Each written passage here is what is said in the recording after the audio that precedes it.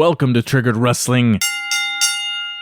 It's Brian here with Adrian. We're going to be discussing the happenings of the week here in the wrestling community. The PWI 500 was just released. Monday Night Raw, AEW. We got new champions crowned in NXT. Stay tuned for all that and more on this episode of Triggered Wrestling.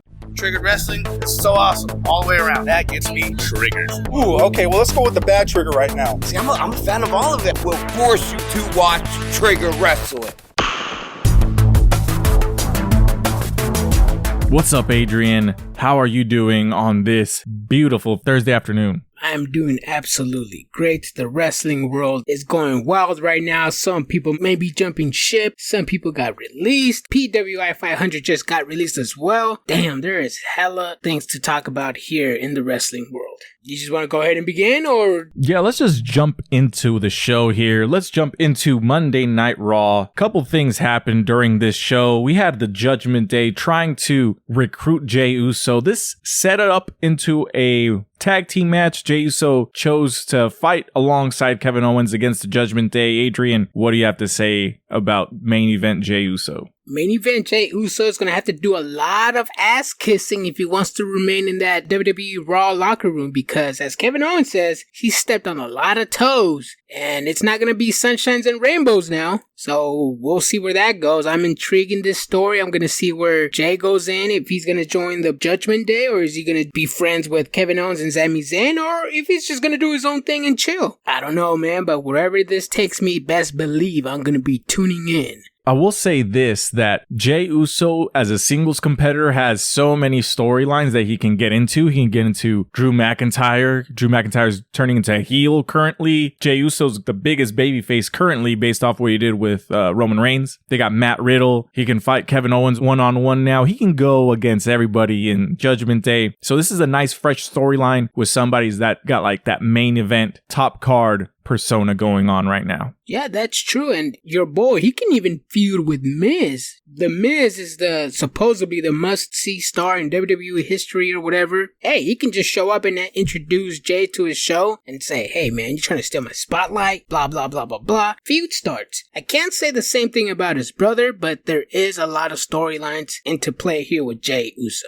Speaking of people that are going to be in the main event scene, we got Gunther in his celebration here of being now the longest intercontinental champion of all time, beating Honky Tonk Man. He's out there celebrating with the Imperium, and then he gets interrupted by Chad Gable, who demands a rematch, that he beat him once and he can beat him again. Adrian, when is this match happening? This match better happen at the next PLE, Fastlane. And I sort of predicted this before even Raw started, and I only predicted it because I've seen something similar like this happen, like with the AEW. Last year at 2002's AEW's All Out, same thing happened. It was the Acclaim versus Swerve Strickland and Keith Lee for the AEW Tag Team titles. Swerve Strickland and Keith Lee both came out victorious in that match, but the Acclaim left with the people's hearts. And guess what? Tony Khan announced in the press conference that a rematch was going to be at Arthur Ashe Stadium, and that's where the Acclaim won their tag team titles. I'm hoping Chad Gable wins the Intercontinental Championship at Fastlane or at a Raw episode or something, but yes, Chad Gable is due for a title, and to be honest, if he does beat Gunther, I will not be upset. But the question I want to ask to you, Brian, is Gable going to beat Gunther clean, or something's going to happen? Gunther's going to beat him clean in the center of the ring, and Chad Gable's mid-card push here for the time being. I do see Chad Gable being Intercontinental Champion in the future, but not if that means that he's going to be beating Gunther. So yeah, we will see Gunther being champion for a little bit longer. Like I mentioned, I don't see this guy losing until he challenges for the World Heavyweight title. Ooh, actually, this is a topic that was highly discussed online, and a lot of people had mixed feelings. You know, some people were saying, wow, really, they're really going to have Gunther beat the record for the longest reigning Intercontinental Championship of all time and then just lose it a few days later to Gable? You know, he already beat the record. He doesn't need more days. That's what the plan was out for. I have no problem with Gable winning. I also have no problem with Gunther winning. All I know is that those two men can do magic together and they're going to deliver and the fans are going to win. This is true. This is true. Speaking of good, entertaining things that are going on, we have Seth still challenging Shinsuke Nakamura to a rematch that he wants to fight him. Shinsuke's still declining, but he's in the back beating up on Ricochet. So this clearly shows that Seth Rollins is going to fight Shinsuke Nakamura in a rematch, which I'm okay with because they had such a great match at Payback. I'm excited to see them again. Adrian, do you want to see this again or no? Short story is no. Only because Nakamura really didn't have anything for him leading up to this match. He was lost in the shuffle and random ass 3-way matches. All of a sudden he's getting a title shot. He loses and then he's getting another title shot? I think another person should be up for that title shot, whether it's Drew McIntyre, whether it's main event Jey Uso, Kevin Owens, Sami Zayn, anybody else in that roster. Keep it moving. You lost already. You didn't beat Rollins with his injured back. But the question that I want to ask is, why is Ricochet being attacked? Did I miss something? Was he aligned with Rollins or what? Because I know Nakamura was feuding with Prince Puma before he feuded with Rollins. Did he just randomly spark up that feud again or what? It happened last week. Shinsuke Nakamura was attacking Seth Rollins, I want to say, and Ricochet came down to make the save. So that's why he ended up beating down Shinsuke. And one could argue that the reason Ricochet came down to help out Seth Rollins is because he was previously beefing with Shinsuke, because this is long-term storytelling here, brother. Just kidding. I don't know. No, I mean, that I just remember, yeah, you're right. They were feuding, and I think it was, who was the hell, the third person? Bronson Reed? So, yeah. Does that open the door for Bronson Reed to return, since random people who are randomly beefing with each other just randomly appear? I don't know. To me, I would have preferred for Shinsuke to build more on this character that he has. Apparently, he's a samurai now. Hopefully, WWE will explain that later to us, but I'm digging it. I like it. Speaking of things that we're digging, or at least I'm digging, we're going to kind of skip through some of the show here. Rhea Ripley ends up in the main event.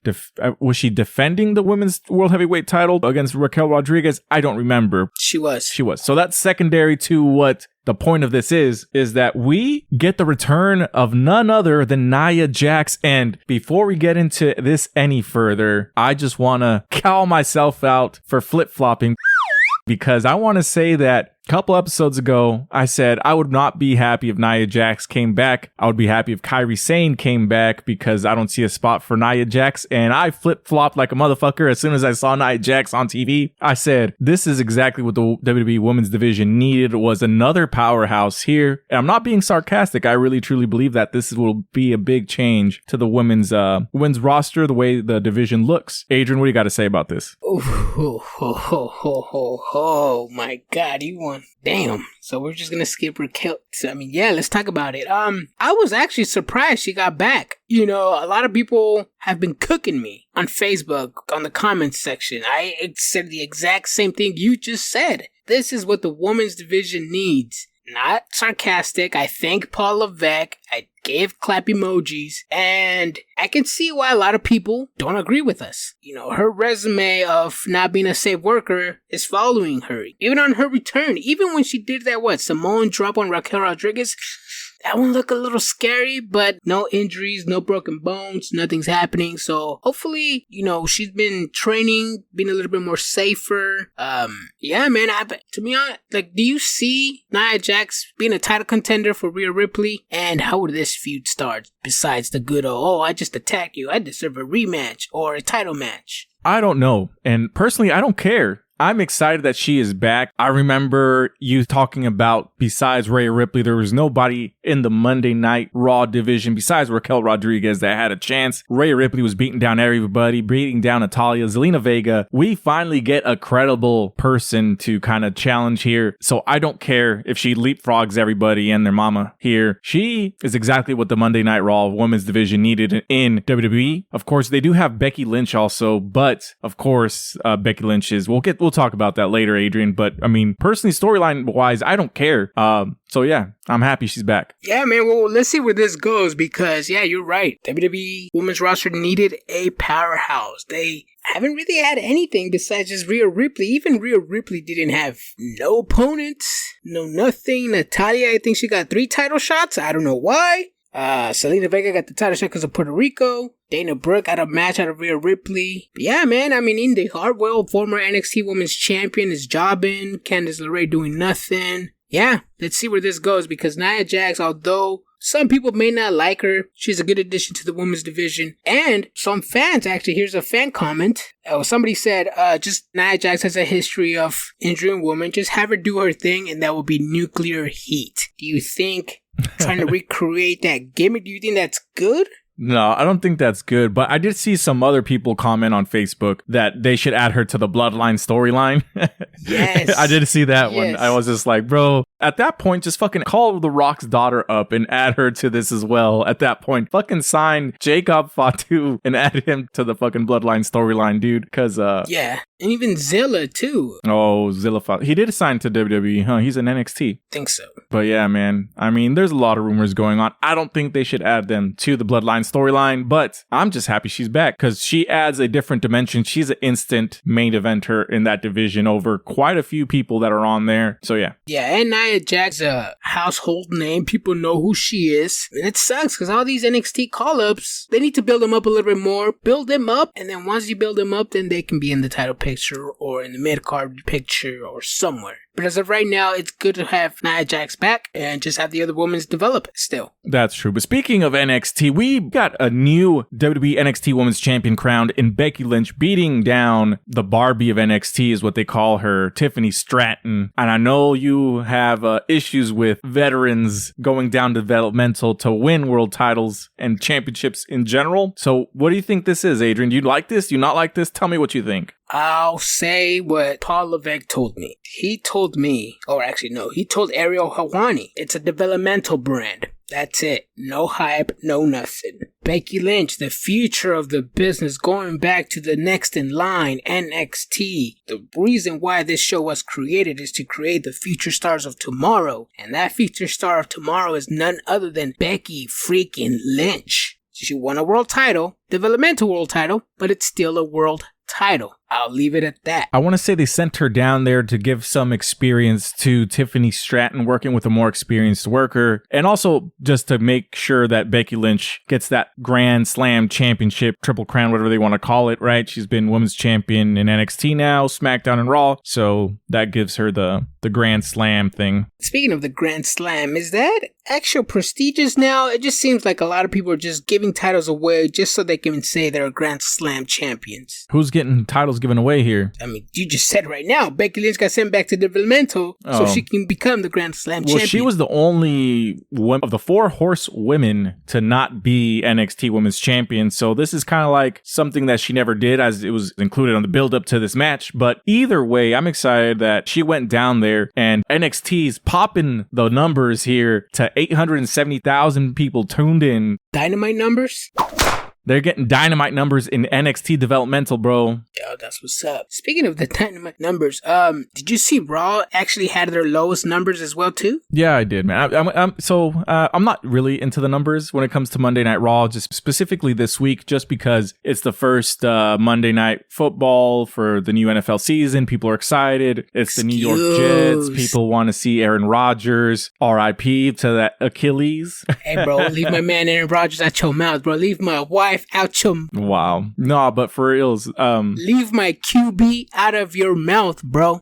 Dang. No, but for reals, there was a lot of anticipation for Aaron Rodgers making his debut on the new team. Sadly, got injured on the first drive, and he's out for the entire season. So we'll see what happens there. But I mean, I don't really watch football, and I was aware what was going on. I was watching Monday Night Raw, but I'm sure a lot of people were like, let's just see what's going on. And I'm okay with that. I mean, I want to say a couple weeks ago was Collision going up against WWE Payback. And I want to say for like the last hour of the show, there's like less than 250,000 people watching. But that's because they're going against the pay-per-view. Yeah. Speaking of a newly crowned woman champion, let's go over to AEW Dynamite, where the former TBS champion Jade Cargill is rumored to have left the company and probably WWE bound. How do you feel about that? So, spoiler alert, she loses on Friday to try to gain back the championship, and everybody's speculating that this is going to be the last match of Jade Cargill in AEW, that she's WWE bound, and it's pretty much guaranteed guaranteed. I will say that I would love to see her in WWE. She has got WWE written all over her. She's got the star. She's probably could be in movies. She's got a good look. She's a good enough worker to make it work. Just because she's not out there doing Hurricane Ranas and Topa Suicidas and Canadian Destroyers every day doesn't mean that she's a bad worker. As we can see, John Cena with his quote unquote 5 moves of doom can make an entire career out of that, right? You can see his moves? Yeah, I can see his moves. But anyway, so back to Jade Cargill. I don't think she's going to WWE because we've seen this countless times with contracts with AEW. They make a big snafu about these wrestlers. Their contracts are up. They're going to WWE. They're pretty much WWE bound. And then like at the last moment, they get signed to AEW. And I feel that this is a way for either the wrestlers to get more money from Tony Khan by releasing this news out, or it's a way for Tony Khan to just speculate it and put it out there into the ether. That way, when AEW does in fact re-sign them, it seems like a bigger deal because WWE wanted them. So, yeah, man. Who knows? I know that's a long entire answer, but I would love to see her being in WWE. That's the right decision, but I don't think it's true. She's staying in AEW. Yeah, man.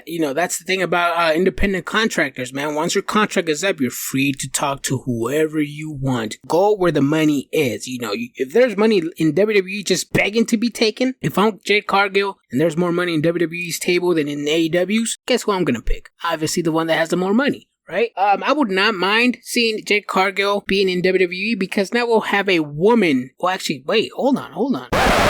So if Cargill goes to WWE, where will she land though? NXT, SmackDown? To be honest, I wouldn't mind seeing her in WWE, but I don't find a spot for her. If she goes to SmackDown, Charlotte Flair's not gonna job for her. If she goes to Raw, Rhea and Nia Jax are not gonna job for her. NXT probably, but I don't think she's gonna want to go to NXT. I don't know at this point. You could be right. They could be just leaking shit just so they can hype up the rumors and then have her show up on AEW Dynamite. But I don't know, man. I guess I'm just being a mark and I'm still in the back of my head hoping CM Punk returns. I still think it's a work. I've said when Cody Rhodes joined WWE, I said it was a work up until the day he showed up at WrestleMania. So to me, CM Punk and the Elite feud is still a work. This is a work. I hate Punk, but I love Punk. He's disappointed me. I don't know how this got into a Punk argument now. I don't know, man. Just hopefully she signs with With who? whoever gives her the more money. Damn. I want to see her in WWE. If she wants to be a bigger star, that's where she has to be. If she wants to be in front of less than 2,500 people on AEW Dynamite in Cincinnati. Hey, if she gets paid more, are you going to argue that? No, honestly, I don't think it's about the money for her. It's about the branding of Jade Cargill is what I'm going to be honest and say. Money is good. Money is fine. But I mean, if she's making, let's call it 1.5 million in AEW, you can only go so far in popularity in AEW. There's a ceiling to that. If she goes over to WWE and they offer her 1.25 million, but you're on NXT, it's a 4-year contract. She's guaranteed to be in the main roster. And just her persona will draw much more money in WWE outside of WWE when she does eventually leave the business. Yeah, that is true. But hopefully, if she does build up her character, hopefully all that money goes to her because we know WWE takes a chunk out of that. So it could be money, it could be exposure. Who knows? It's a tough decision, especially for wrestlers. I don't know, man. I hope wherever she signs, she continues to fucking thrive, continues to be the powerhouse that she is. Jade Cargill does have it all. She does have the star power, the looks, and the charisma to be somebody in this business. So I guess that was AEW Rampage right there because we spoiled it for you. So let's go back into AEW Dynamite on Wednesday. Like I mentioned before, this episode of AEW Dynamite was recorded in front of a live audience of 2,500 people in Cincinnati, Ohio. So less than that, supposedly, according to the numbers. But either way, the show started off with Jon Moxley defending the AEW International Championship against Big Bill. That match is over. Big Bill and Ricky Starks end up attacking Jon Moxley. Bryan Danielson's there to help him out. Then the rest of the Blackpool Combat Club helps in defending Jon Moxley's honor. Adrian, further down in this episode, there's going to be a tag match. What do you want to say about this? This tag match is it's looking pretty good. You know, we have Danielson and Claudio versus Ricky Starks and Big Bill. We also have Phoenix and Moxley next week at Arthur Ashe Stadium. Eddie Kingston versus Claudio at Arthur Ashe Stadium. Title versus title as well too, man. This BCC is Blackpool Combat Club. They're pretty busy. So can't wait to see all their matches. All their matches are entertaining. I know a lot of people don't like Moxley's matches because he bleeds a lot. Me, once you get past the bleeding, the matches are good. I'm not going to sit here and nitpick at everything that I really talk about or complain about because it would be a never-ending story. But yeah, I'm looking forward to this, especially Ricky Starks, one of my top guys as well. Big Bill, you know, turned his life around. He was with Impact, and now he's with AEW. I'm sure he'd like to go back to WWE, but right now do the work in AEW, and I can't wait to see that tag match, bro, because that's just going to deliver as well, too. So that leads us to Don Callis revealing who his next victim is going to be. So we're going to get Konosuke Takeshita versus Kota Ibushi in the near future. I know I said anybody short of Bryan Danielson, I would be disappointed with. And I'm still kind of slightly disappointed with this, but I'm still excited to see what Kota Ibushi can do, considering how his debut match in AEW was Blood and Guts, right? Or was it Stadium Stampede? I don't remember. Blood and Guts. Blood and Guts. So I'm excited to see this. Adrian, what about yourself? Myself, me too. Hopefully this match is going to be on WrestleDream. I don't know if they've announced it yet, but yeah, man, we're going to get a hard-hitting match, pretty much a New Japan match, a strong style match in AEW. It's great, and Don Callis, again, being the asshole, he only picked Kota Ibushi because that's Kenny Omega's heart and soul. He said he was going to get to Kenny Omega by getting to the person he likes the most, and that's Kota Ibushi, former partner as the Golden Lovers.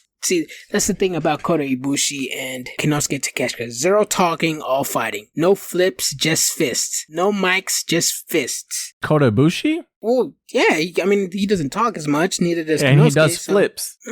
Yeah. He's a gimmick guy, bro. What are you talking about? What do you mean gimmick guy? Bro, oh my God. Are you serious right now, dude?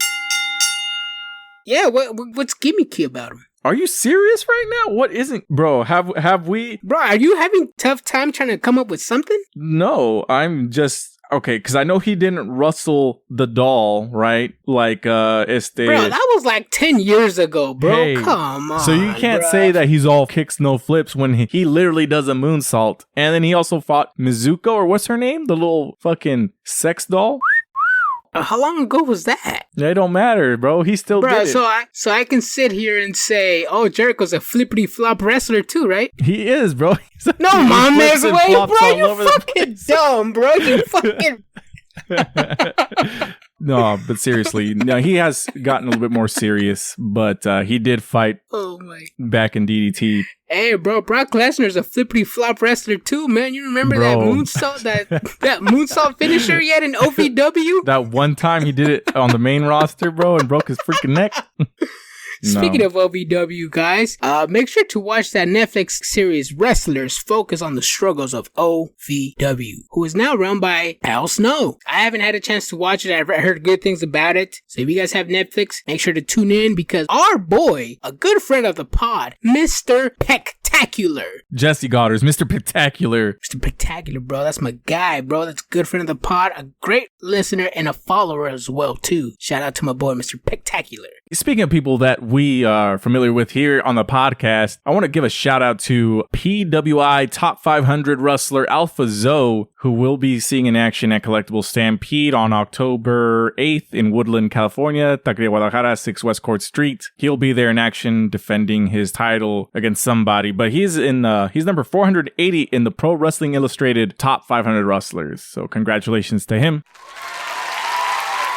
Yeah. Congratulations to Seth Rollins being number 1 on PWI's Hot 500 of 2023. Going down the list, well, let's start number 10. Cody Rhodes. Number 9, Impact's Josh Alexander. We got number 8, Orange Cassidy. Number 7, Kazuchika Okada. Number 6, MJF. Number 5, Vikingo. Number 4, Gunther. Number 3, Jon Moxley. Number 2 is Roman Reigns. Adrian, what are your thoughts? Any snubs? Anybody who'd change on this? On this top 10, abso-fucking-lutely, yes. I'm sure he's on the list somewhere, and I'm talking about Will Ospreay, bruv. The man can go. The man has put himself on the map in the year of 2023, especially after Wrestle Kingdom. We heard rumors that Paul Levesque was interested in his services. After All In, he said that his contract was up with New Japan in 6 months, bruv. Will Tony Khan be giving him a call, or will Paul Levesque call him up? I don't know, but my man, Will Ospreay, got snubbed in this list, or at least in this top 10. Me personally, I love Vikingo. He's great. He's my style of wrestler, but if I would have to choose, I know he's AAA Megas champion. I would put Will Ospreay on this list. I'd probably drop Vikingo down probably to 11 and put Ospreay at number probably 2 if it was my list. If it was my list, I would take off Hijo del Vikingo from my top 10, and I would go ahead and I'd add Takeshita, bro. He has been an amazing wrestler ever since his debut in AEW. He deserves to be in the top 10, in my opinion. He literally got over because of his wrestling skills in AEW. He has something to him, and he puts on good matches, just like Will Ospreay. So that's who I would switch. There's a lot of people that you can argue could be in the top 10. Josh Alexander being in Impact, I probably say gets the least recognition out of these top 10. Vikingo, Russell's everywhere. He's in AEW. He's in AAA. He's locally in your area right now, probably wrestling. So yeah, he wrestles for GCW from time to time too. Yeah, he's all over the place, man. But Gunther in the top 4, he is fucking amazing. He could be argued that he should be above Jon Moxley and Roman Reigns, but facts. Either way, man, I'm happy with this PWI 500 a lot more than Dave Meltzer's won awards of being top wrestler. So we'll see what happens with that, because Booker of the Year, Tony Khan doesn't look like he's going to be the Booker of the Year this time around. Probably. Some could argue that Paul Levesque has been the better Booker this year. But just for shits and giggles, if this was my list, Adrian's top 5 list of best wrestlers currently today in 2023, I'm gonna go with my number 1, Gunther. Number 1. He may be an Intercontinental Champion, but the man has put in the work. He's a beast. I don't think nobody can beat him. He looks unstoppable. Number 2, probably go with Roman Reigns. 3, Will Ospreay. 4, Rollins. 5, Moxley. The Shield is still in the top 5, but that would be my top 5. What about yours, Brian? Subscribe to my OnlyFans, bro, to know my top 5. No, I'm just kidding. Shit, I don't know. I'm going to go with number 1 being Seth Rollins. They got that right. Number 2, I'm going to go with Gunther. Number 3, I'm going to go with Roman Reigns. Number 4, I'm going to go with MJF. And number 5, bro, I'm going to go with the Mac Daddy, or Mac Mommy, I should say. I'm going to go with Rhea Ripley, because god dang, she needs to be in the top 5 of the men's PWI 500. I'm pretty sure Rhea Ripley will be number 1 in the women's, but damn, that's a good ass list. Yeah, and you heard it here first. So go down in the comments and let us know who would be in your top 5 of the PWI 500. Yep, and just one little quick fact as well. Sacramento Zone's Titus Alexander was in the PWI 500 at number 152. Be on the lookout for him. He's a great up-and-coming talent here in Sacramento. He wrestles for West Coast Wrestling as well. Other indie promotions. I know he wrestled a few dark matches on AEW. The man is a great talent. And we can't forget Jack Cartwheel at 237, also from Sacramento, challenged for the AAA Mega Campeonato at this year's Triple Mania. He's at 237. Yep, that's what's up. Jack Cartwheel was pretty dope too, man. They still have a couple months left, so anything can change. Nah, nothing can change, bro. This is the final. This is it. For real? So with 6 months left? Technically, yes. But they since it's 2023, but it's like from today back a year. Oh, yeah. Oh, okay. I'm thinking of other lists that, they're always all around. Yeah. Got it. I know what you're talking about. Some Mark podcaster. Yeah, some prestigious newsletter out there too. Some other Indian website, Sportspedia or whatever it's called. Oh, yep. Yeah. Anyways, so back to AEW Dynamite. We get Toni Storm beating Dr. Britt Baker, Hikaru Shida, and Nyla Rose in the Grand Slam Women's Championship 4-Way Eliminator. Why is Hikaru Shida not getting a direct rematch after losing? That made absolutely no fucking sense. See, here's the thing. Unless they explained it and was like, oh, this is their chance to win a title back or blah, blah, blah. No. Shida should have at least challenged back for the title if she wanted to. I notice this is a reoccurring thing when it comes to baby faces. Baby faces never really want to challenge back. It's always the heels. Having said that, with Jade Cargill rumored to be leaving, this woman's division is thin right now. And there's a free agent out there known as Camille, former NWA Women's Champion. She is ready to sign anywhere who gives her a contract. I mean, I wouldn't say anywhere who gives her a contract, but I'm pretty sure she's looking at the big companies, probably re-sign with NWA, Impact, Ring of Honor, AEW, New Japan, WWE, hopefully. But if Jade is leaving, I would like to see Camille join the AEW women's roster. Yeah, this roster needs some work. But I'm glad that we're finally getting Nyla Rose on AEW television after a little bit of ways. So moving on, we get Le Sex Gods they're going to be fighting each other next week. Moving along, we get Hangman Adam Page beating Brian Cage. This is the third match between these two. And see, this is the thing about AEW when it first started, is that they said that you're not going to get any rematches. We're going to do everything, no rematches. But now, obviously, we're starting to get to year 5 and we're starting to see rematches. So I feel like that's kind of biting them in the ass here, because this is really essentially a rematch that I didn't care about. Hangman Adam Page, Brian Cage. Looks like we're going to see the Young Bucks here get involved with Swerve and Prince Nana. So we'll see what this goes. I mean, obviously Hangman is going to take on Swerve. Russell Dream. Adrian, what do you got to say about this? Yes, in Swerve Strickland's hometown. To be honest, I'm not sure if the Young Bucks are going to get involved. I have not seen them in a while. They weren't at this Dynamite's episode. Neither was Omega. Well, technically they were. They popped up to help Hangman. Oh, you're right at the very end. You're right at the very end. Yep. So, I don't know if the Young Bucks are going to get involved. I mean, we do have Gates of Agony and Prince Nana. But I'm like where this feud is going with Swerve Strickland and Hangman Adam Page. He basically told him off. Hey, bro, you's a fucking lazy-ass bum. If I had all your chances, I would have been world champion by now. He even called him fat last week. But yeah, great work by Swerve Strickland. I see Brian Cage more of as a hired gun. Not really a winning or losing guy, chasing titles type of guy. Just regular ass hired gun. We've seen it before in numerous companies, numerous eras. So let's hope Brian Cage continues to be that hired gun, because that boy is good. Yeah, he is good. So let us know a comment if you're excited to see Swerve Strickland versus Hangman Adam Page at Wrestle Dream. So let us know in the comments. Also, let us know in the comments about Nia Jax if you're happy that she's back. We're continuing along with this. We get Darby Allin and Nick Wayne beating Matt Menard and Angelo Parker. It was a whatever match to me. I don't really care about Nick Wayne or Darby Allin. Yeah, it was a setup for your boy, Christian Cage. Yep, the man that he's fighting the world of fatherless kids, apparently, and he's sliding in the mom's DMs. Adrian, what do you got to say about Christian Cage looking up Nick Wayne's mom on IG? Yeah, man, she's a looker, and Christian Cage obviously slid into her DMs. The man likes what he saw, and can he be a potential stepfather? I don't know. Wow.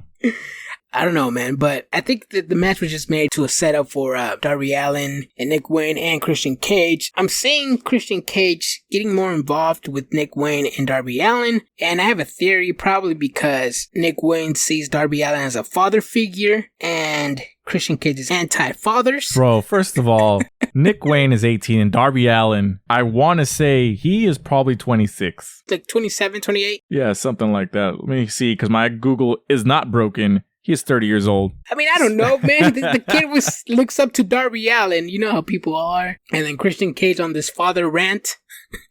I mean, he did try to have Luchasaurus kill him the other day, so who knows? Yeah. So speaking of people that are almost dying, getting murked out here, we get Roderick Strong versus Samoa Joe in the Grand Slam World Title Eliminator Tournament Final. And Samoan Joe chokes out Roderick Strong. Adrian, what do you got to say about this? Damn, when you look both individuals side by side, face to face, you can clearly see the size difference, the weight difference.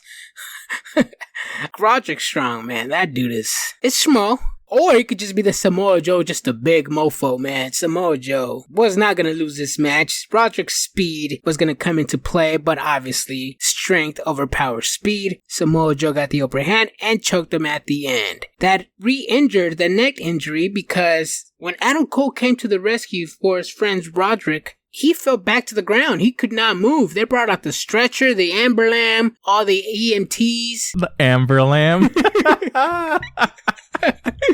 And, Adam Cole was worried sick for his former friend, while the Kingdom was telling him, no, you step back. This happened because of you. This all happened because of you.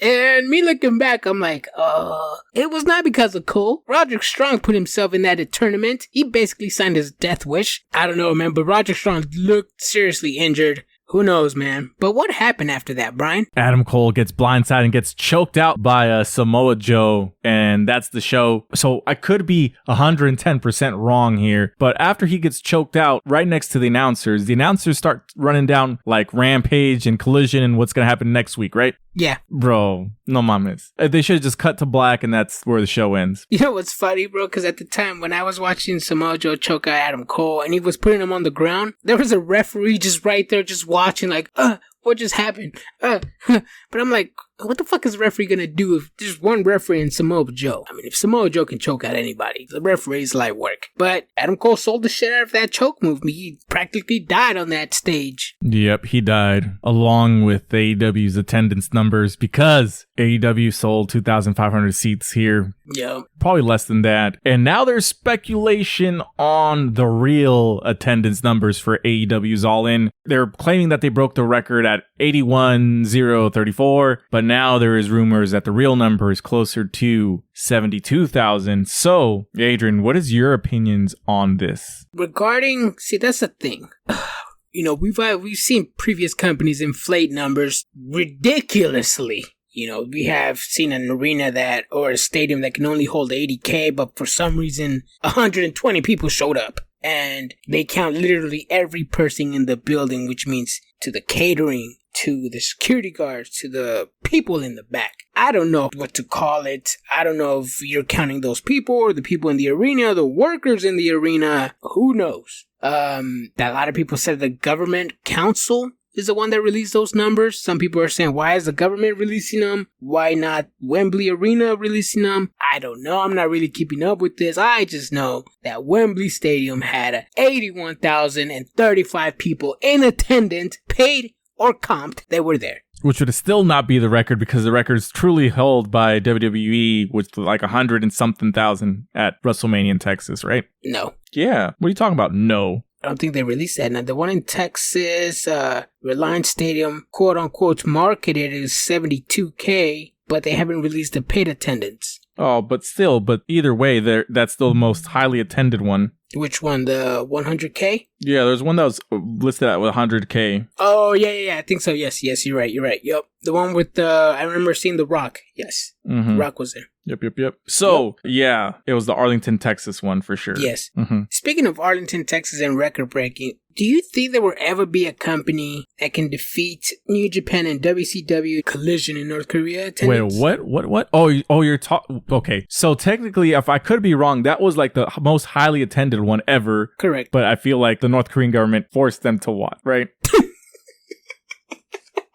Like Jericho? What? No, like Jericho forced the Wembley audience to watch his band play? Oh, yes. What did he say? That he had more people attend his concert than the Beatles and fucking Michael Jackson? Yeah.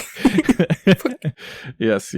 But yeah, guys, if you guys want to join the conversation and hit us up on all the social medias, we are Triggered Wrestling on Facebook and X. We are TRIGG_WRESTLING. The topic of today was mainly women's wrestling. Becky Lynch winning the NXT Championship, Nia Jax returning, and Jade Cargill possibly leaving AEW. If you guys have any takes on those three topics or any other topics that we said on this show, please hit us up, DM us, go in the comments section, expose us. If you think I'm wrong on certain topics, feel free to talk to me. If you feel that Brian is wrong on certain topics, feel free to expose them or talk to him. I know later on in the future, we're planning on going to video and we're planning on bringing guests. So if you guys also have a top 5 list, top 3 list, or anything about that, please hit us up. We'll watch the wrestling, we'll review, we'll give you our hot takes and our top 5 list on whatever topic you guys have. Yeah, man, just hit us up. Yep, but definitely let us know in the comment section if you're going to be attending the Mick Foley signing at Barrio Toys on October 6th and Collectible Stampede on October 8th. But most importantly,